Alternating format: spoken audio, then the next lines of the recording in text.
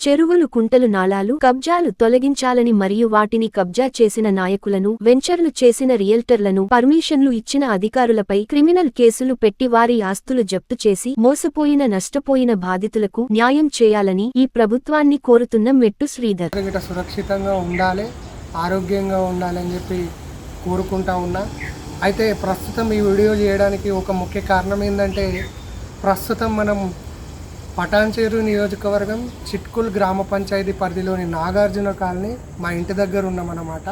ఇదేదో సముద్రమో అడివో కాదు.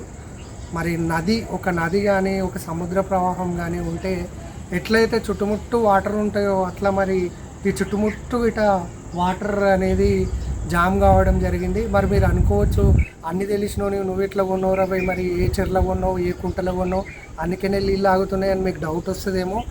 ఈ కొన్న ఇల్లు ఇట మరి అది గ్రామ పంచాయతీ పర్మిషన్ ఉండి ఎల్ఆర్ఎస్ అంటే హెచ్ఎండిఏ పర్మిషన్ ఇచ్చినటువంటి ఆ లేఅవుట్ రెగ్యులరైజేషన్ స్కీమ్ కింద అప్రూవ్ పడ్డటువంటి ప్లాట్ అన్నమాట. అంటే అన్ని అనుమతులు ఉంటాయి. మరి ఇక్కడ మీకు చుట్టుపక్కల ఎక్కడ గిట ఒక 2-3 కిలోమీటర్ల పరిధిలో చెరువులు కుంటలు కానీ ఏం పెద్దగా ఉన్నాయి. అంటే అన్నీ చూసి బాజాప్తా కొనుక్కున్నాం.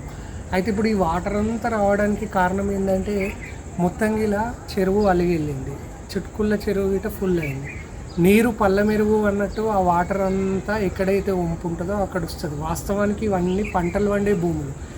ఈ పంటలు వండడానికి ఆ నీళ్ళను ఒకప్పుడు వాడేటోళ్ళు, పంటలు పండించేటోళ్ళు. అప్పుడు నీరు వచ్చే విధానం కరెక్టే. కానీ ఇప్పుడు ఏమైపోయిందంటే, ఇష్టారీతిన ఎక్కడ పడితే అక్కడ నాలాలు, కుంటలు, చెరువులు, డ్రైనేజీ ఆ నాలాలన్నీ కబ్జా చేయడం వల్ల ఈ నీళ్లు పోయే తొవ్వలన్నీ బంద్ అయిపోయి ఇట్లా ఏడబడితే ఆడ నీళ్ళు అనేటివి మొత్తం జామ్ అవుతూ ఉన్నాయి.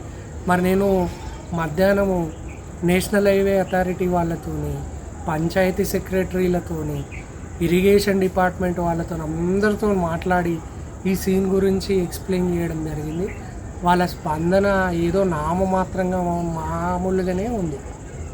ఇప్పుడు ఈ దానికి శాశ్వత పరిష్కారం కావాలంటే మరి ఆ వాటర్ ఏవైతే వస్తున్నాయో అదొక బాక్స్ డ్రైన్ కట్టి ఆ వాటర్ మన నక్కవాగులో కలిసేటట్టు మరి దీర్ఘకాలిక కార్యాచరణ రూపొందించాలి.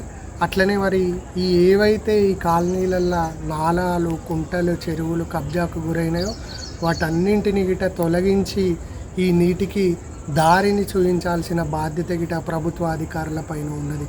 ఇలా హైడ్రా పేరుతోని మరి ప్రభుత్వము ఒక మంచి పర్యావరణాన్ని కాపాడే విధంగా చెరువులల్లో, కుంటలల్లో ఎవరైతే కబ్జా చేసిరో, ఎవరైతే FTL జోన్ల ఇండ్లను నిర్మించిరో నిర్దాక్షిణ్యంగా వాటిని కూలగొడతామంటున్నాం. నిజమే, అది మంచి పరిణామమే కావచ్చు.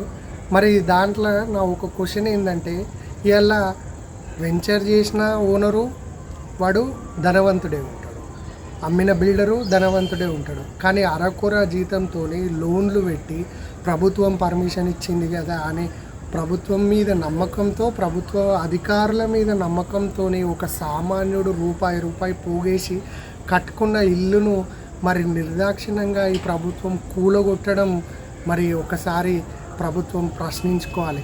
మరి ఎలా దాంట్లో ప్రత్యక్షంగా పరోక్షంగా భాగస్వాములు అయినటువంటి ఆ వెంచర్ చేసిన వ్యక్తిని, కబ్జా చేసిన వ్యక్తిని, అనుమతులు ఇచ్చిన అధికారులను, దానికి ప్రత్యక్షంగా పరోక్షంగా సహకరించిన రాజకీయ నాయకుల పైన గిట క్రిమినల్ కేసులు పెట్టి వాళ్ళ ఆస్తులు జప్తు చేసి ఎవరైతే బాధితులు ఉన్నారో వాళ్ళకు నష్టపరిహారం చెల్లించాల్సిన బాధ్యత గిట ప్రభుత్వం పైన ఉన్నది.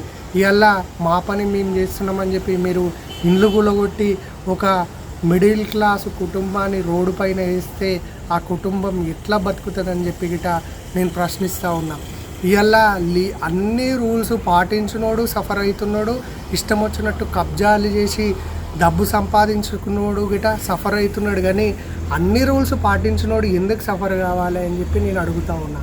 కాబట్టి ఇప్పటికైనా అధికారులు, నాయకులు కళ్ళు తెరిచి ఇట్లాంటి సమస్యలకు శాశ్వతంగా పరిష్కారం చూపెడతారని చెప్పి ఆశిస్తూ ఉన్నా. అతి త్వరలో మరి ఈ నాలాలకు సంబంధించి ఏవైతే కబ్జాలు జరిగినాయో, రోడ్లు కానీ, ఇండ్లు కానీ, నాలాలు కానీ, వాటన్నిటిపైన చర్యలు తీసుకోవాలని చెప్పి లిఖితపూర్వకంగా మరి అధికారుల దృష్టికి తీసుకుపోయి వాటన్నింటినీ గిట మరి చర్యలు తీసుకునేంత వరకు వదిలే ప్రసక్తి లేదని చెప్పి గిట నేను ఎవరెవరైతే కబ్జాకోరులు ఉన్నారో వాళ్ళందరినీ గిట హెచ్చరిస్తూ ఉన్నా.